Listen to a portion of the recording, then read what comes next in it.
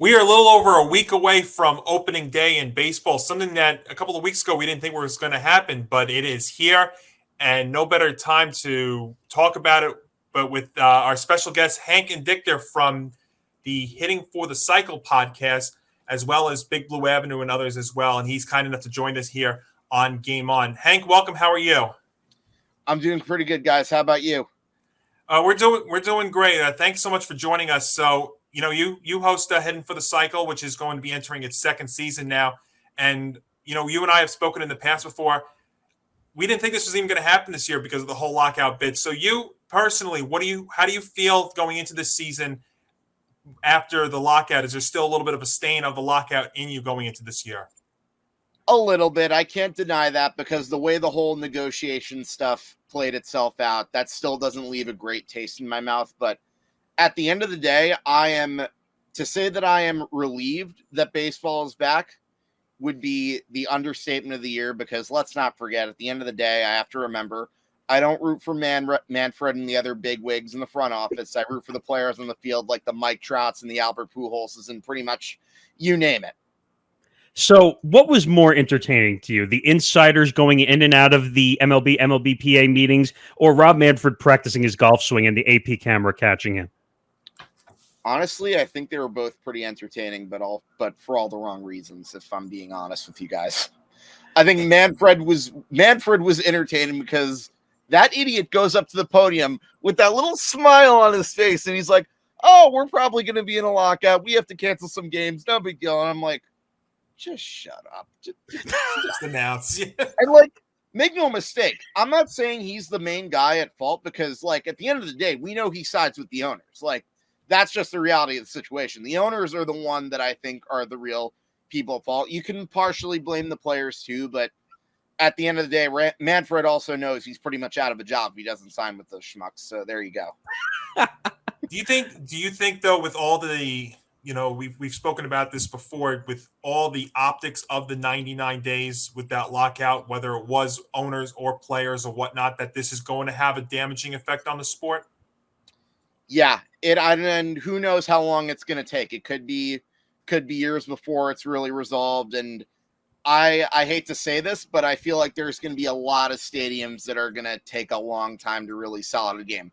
I don't know about New York necessarily, and probably not other cities such as Boston or LA, but for the general city that has casual fans, for the front runners, those are the ones you really got to worry about.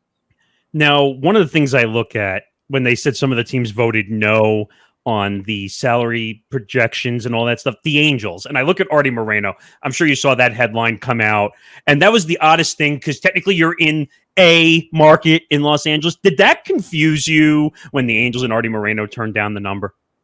Well, yeah, I mean, look how much money that guy has spent on guys that haven't even done well. How on earth is that going to affect a guy like him? And he's not even the only owner that confused me, actually. You want to know another one? Chris Ilitch. You guys remember when Mike Ilitch was still alive and he was owning the Tigers? Mm-hmm. Look how much money he spent on the Miguel Cabreras, the Prince Fielders, and he would spend whatever stupid money possible towards the end to try to win a championship for the Tigers. Now, ultimately, we all know how that worked out, but you would think that Chris, being the inheritor of I think it was Little Caesars was the franchise that they owned. They own the Fox Theater. They own the Detroit Red Wings. They own the Tigers. That's another name. It's you would think that with him and Moreno being there, it's how would that affect those guys? They're filthy rich. That's pennies to them. But it's another one of those things that just confuses the heck out of me. I'll throw you one more team. You could say the White Sox owner as well, who owns the hockey team, and I think he owns some media outlets. Same thing. Owns the basketball team. He owns the Bulls. Oh, was it the Bulls? That's okay. The Wirtz. That's the Wirtz family, the Blackhawks. Oh man, Hank Indictor from Hitting from the Cycle joining us here on Game On. All right, so Hank, turning our attention to the stuff on the field, and now we're going to have the universal DH this year in both leagues, which I think was inevitable. So, but let's turn our attention to on the field, and I think no better place to start than with our Yankees, and I can say our Yankees because all three of us are Yankee fans, and they are a team that coming off that wild card loss against the Red Sox last season, and you look at them going into this year, and I think this is a team that's got a lot of question marks. I think one of the benefits they do have is another one of these new rule changes that we saw for this year. Is that's the expanded playoff. Because right now, the way that they are constructed, Hank, in my opinion, I think right now they're going to be one of those expanded, those extra teams that are going to make it into the playoffs. We all know that the big move they really made was the trade for Josh Donaldson, and I brought in Falefa, and they brought in Roarforth, their catcher, who may not be there on opening day, but that trade and their other pieces. What do you think about them and going into this year? We talked about this on one of the episodes where we were pretty much the guest hosts on Review and Preview. I told you I wasn't necessarily opposed to that trade. I like the fact that they got a catcher who, granted, even though he's injured and he's going to be missing some time to start the season, he has the potential to be a lot better than Gary Sanchez. And Lord knows, if you talked about Gary Sanchez with me, I have had enough of that guy, like, playing behind the plate. Like, it's not even his hitting that's the problem. The guy can't pitch frame. The guy doesn't go after pass balls. Like, there's a reason why I've been wanting him gone. But you're getting a guy who might not replace him for a while, so that's still a bit of a question mark. But at least there's no more Gary Sanchez. So it's a trade-off, but that's the price you're paying. Second of all, I like that they improved the infield with Kiner Falefa because, remember, we pretty much didn't even have a shortstop. I know you can tell me Gleyber Torres, but yeah, there's a reason why I'm not even going to entertain that argument.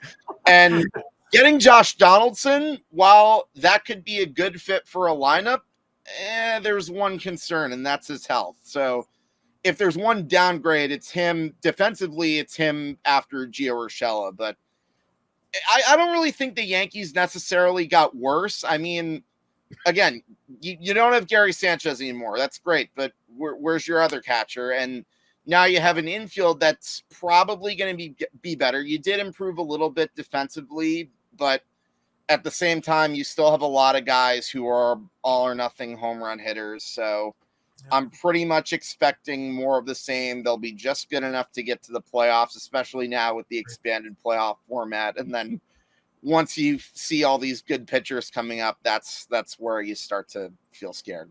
Well, I'll give you a frame of thought. If you're going to spend $23 million a year on Josh Donaldson anyway, I told Johnny that I think you were better off entertaining Chris Bryant. I know the deal is a lot. I know he went to Colorado, which still makes no sense to me whatsoever, considering that he's going to be the best hitter in the lineup. But I would have rather have spent the money on Chris Bryant than an aging Josh Donaldson at third. I don't disagree. I mean, look, there's two ways to look at it. You could look at the fact that the Yankees filled 3 needs in that one trade, but at the same time, am I in love with the idea of paying $50 million to Josh Donaldson? Absolutely not. But I don't really disagree with that take. I personally am a big fan of Chris Bryant myself, so I would not be opposed to that at all. And I would follow up also with, would you say it's irony that the trade kind of allowed the Twins to pick up Correa for the deal that they picked him up for? Yeah, very, very much so. I mean, when you look at the Yankees versus the Twins on the field competition-wise, like, we know who's been winning that battle, and it's been pretty one-sided. But for all of a sudden the Twins to come out and get Carlos Correa, that was unexpected. Not even so much that the Twins got him, but the years and the money. Because, like, everyone assumed that this guy was going to get a 10-year, $300 million contract.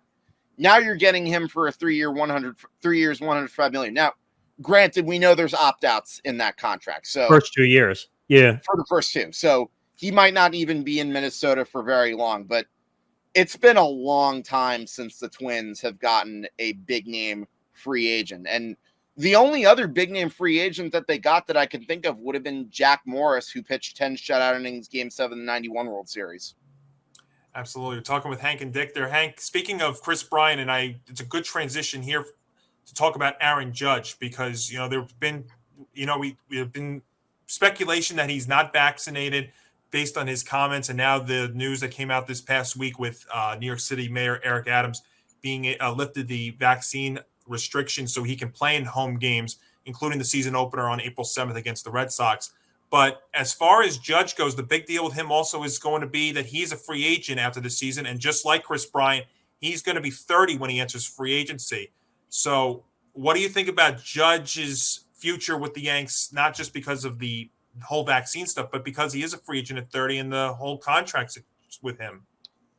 I'm not even going to look at the other stuff with regards to the vaccine. I'm going to look at this from the total Yankees perspective. I think Judge wants to stay there. I think the Yankees want him to stay there. They see Judge as like another leader. I guess they see him as like the Derek Jeter type, the face of the franchise. And considering you have the Judge's chambers, you see all the 99 jerseys in the stands, they would be absolutely foolish if they let him walk. Now, the idea of giving him a contract, a big one, does concern me, because as much as I love Aaron Judge, as much as the average Yankee fan, let's not forget that last year was one of the first years in a while that you really got to see a full season out of Aaron Judge where he didn't miss too much time. Now, granted, we know that the games that he's missed were because of freak injuries, but the narrative is still there. Like, he missed like a significant portion of games. And also there's the fact that he's entering his age 30 season. Like, how do you know that such a contract isn't going to come back to haunt the Yankees? And trust me, I take no pleasure in saying that whatsoever. I am a big fan of Aaron Judge. He's one of my favorite players, and I would love for him to stay a long time. If there's any Yankee in the lineup that deserves to stay like his whole career, it's him. But I can't say that there's no yellow flags or even red flags if you even decide to sign him to that contract. Now, do you think it was bizarre, the answer he gave in front of the New York media, no less, that he basically was mamboing the question of the vaccination? I know they weren't directly asking him about it, but they kind of were asking him about it, and he kind of just said, I'm not worrying about it. I think he probably was hiding something, but again, I'm not really going to get into that. I think we know he might not have been, but that's neither here nor there. Like, the law's been put into place where like he can play games. Again, I don't even know for sure whether or not he was fully vaxxed or not. All I know is he's going to be playing, fans are going to be seeing him, and I have my own opinions on it. So I got it. Yeah. And I guess we'll find out for sure if he goes up to Toronto and plays the Blue Jays, and he can't even travel up there. We'll know soon enough, and we'll see what happens with the Yanks. But Hank, switching gears, talking about the other New York team real quick, the Mets, because they are another big storyline too. You know, they bring in Max Scherzer, they bring in Buck Showalter to be manager. I saw an over-under on them from one of these sports books that has them at 90 wins this year. But given the moves that they made, you know, even bringing in Chris Bassitt to extend that rotation, and now their rotation is pretty deep, and you look at their lineup, and they're even getting Robinson Cano back. I don't know what he's going to be able to contribute to them, but considering all the moves that they've made, and, you know, even with Buck Showalter, what do you think about the Mets going into 2022? I mean, look, if all goes well, this is a team that could potentially make a lot of noise, not so much in the division, but in the entire National League, especially if you've got Jacob deGrom and Max Scherzer healthy. I mean, that's about as good as it gets right there. You got one of the best pitchers in the league coming back for a healthy season, and Max Scherzer, a future Hall of Famer. I can't even think of the last time the Mets got like a pitcher of that impact. Maybe Pedro Martinez, but I digress. It's a really good starting rotation, and now you add Chris Bassitt into the mix. And now let's not act like this like is a trade that doesn't have any like yellow flags, because you gave up a top 10 pitching prospect, and then you went out and got Starling Marte, who he's in his age 33 season. I'm not so sure. I think that contract is going to get ugly, but that's a team that's going to win now. That's trying to win now. But with that being said, I'm not going to lie. I'm a bit skeptical about them because we've seen them in years past. We know how Francisco Lindor did in year one of that big mega contract deal. So I'm going to, like, I know a lot of people are going to hate this. People are going to be saying, oh, you're a Yankee fan. Hitting them. No, I legit think that there are a few yellow and possibly even red flags with regards to Mets. And let's not forget, they're in the same division as as the World Series champions. I know they lost Freddie Freeman to a rival in the LA Dodgers, but even Matt Olson isn't even a bad replacement. You're still getting a good production at first base. They still have a lot of their team remaining, and you look at how the Phillies improved their lineup. Now, I'm not saying that team's going to make any noise. I still have a little bit of questions about their pitching as well, but like, what I'm saying is, I don't think the Mets being like a great team is as sure of a thing as people are saying. But if everything goes right, then watch out. Well, I'm glad you brought up Freddie Freeman because that contract and that whole situation was unique to me. First of all, they gave Matt Olson more money in Atlanta, which I guess because the younger player, I guess they want to keep him in Atlanta. That was a weird situation. And then the Dodgers, which I question them on how they did this contract. They're kicking money down the curb. The Dodgers of all teams are kicking money down the curb. Never Really? seen that before. I mean, I get it. Like, Freddie Freeman wanted the 6th year in Atlanta, and Atlanta didn't want to extend. I think he's 32, so it would have been 38 by the end of the contract. Yeah. But why are you not keeping your guy who's been with you? You rarely see players anymore that play one team in the majors. It doesn't exist anymore. So what do you think about the Freeman situation?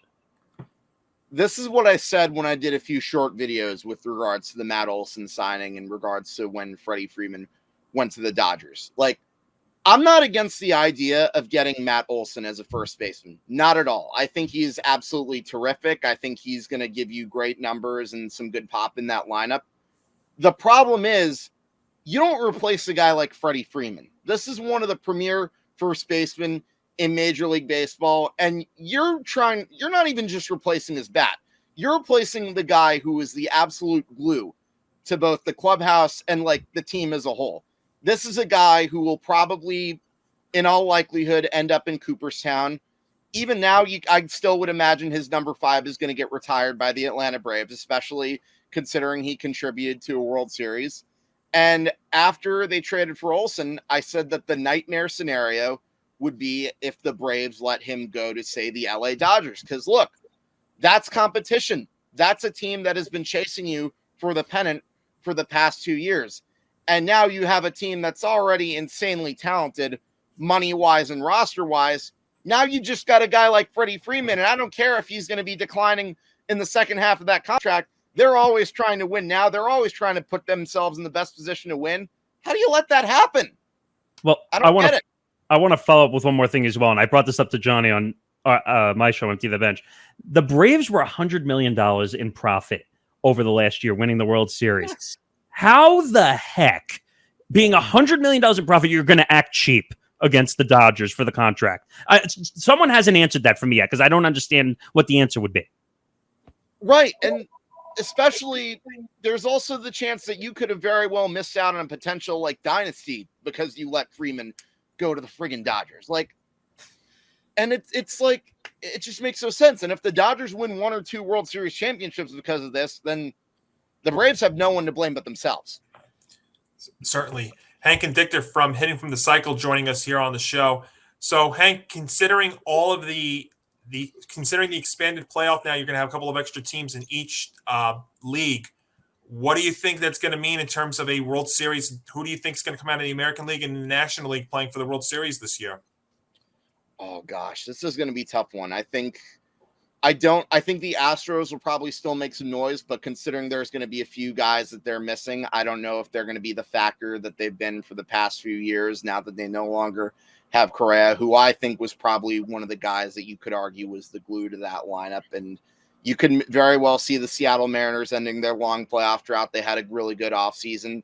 Chicago White Sox are another team that's in the mix, but I think the one team that really scares me in the American League, and this isn't just coming from a Yankee fan, it's the Blue Jays. That team improved their pitching. You look at their infield. Yeah, they lost Marcus Semien to the Texas Rangers, and I think they were probably right to not pay him that much money. Yeah. But you also traded for Matt Chapman, and granted, I'm aware that his numbers have kind of gone down over the past few years, but now you're putting him in a lineup that features the likes of Bo Bichette and Vlad Guerrero Jr. Like, you're telling me that that's not going to scare you going forward. And this is an infield that has now just become more fundamentally sound. And you look at the pitching, sure, you lost Robbie Ray to the Seattle Mariners, but now you have Berrios, you have Kevin Gossman heading up 1 and 2 plus Hyun-Jin Ryu. That's a team that's definitely going to scare people. And if they can just add a bullpen, then they're pretty much all set. But that being said, they'll have some competition in that division for sure. Mainly the Red Sox with their improved lineup. I think the Blue Jays are the most dangerous team in the American League. That's just my opinion. With Vlad Jr. another year under his belt, that team is just unreal in so many ways. The one thing I want to get to before we finish, the MLB rule changes and the Shohei Ohtani rule. Now, this only benefits one team, right? I just want to make sure I get this. Oh my gosh, I don't even get me started. It's so ridiculous. You're making a rule about pitchers, like putting a pitcher in and out of the lineup, but yet the only guy that it's really going to affect is Ohtani. They want Mike Trout to win one. Yeah, I guess so. I mean, this is their way of promoting him because, you had mentioned about how Manfred doesn't promote his players. He's got Mike Trout, maybe the most talented player in the sport. He's got, like we said, Ohtani was not only like the most dynamic player in baseball, I'd say one of the most dynamic players in all of sports. And the only way we know about him now is the rule change and that he's going to be on the cover of MLB 22, the show. So curse. Yeah, that's it. But that's Hank Indictor from let's see if I can get these all right. Hidden for the Cycle from Big Blue Avenue, part of the Review and Preview Network, and also from Game On. That's right, folks. Hank is going to be my new co-host for Game On here on the Empty the Bench Podcast Network. He'll be joining us for episode number 4 and beyond. So, Hank, I want to say thank you and welcome aboard, my friend. Johnny, thank you so much for having me and bringing me on board with this. It is a pleasure. I am super stoked to be working with you guys going forward. It's going to be a lot of fun. I can't wait. I've seen you guys in the chemistry on, I'll just say it, Review and Preview. I love the show. It's really good. And absolutely. I knew right away, that was your audition right there. I knew it. I just said I loved it, and we just had to make it happen. This was his audition. I thought this segment was his. No, I was just Johnny, don't push it. No, it's great. He passed, folks. He passed. But no, Hank, seriously, thank you so much, and we will see you, I guess, officially next week for episode number 4. But we'll also catch you on the Review and Preview Sports Network as well with Hidden for the Cycle and Big Blue Avenue, among many other things. But Hank, thanks again, and welcome aboard. And we will see you officially next week for show number 4. Awesome. Looking forward to it, guys. Cool. Thanks, Hank.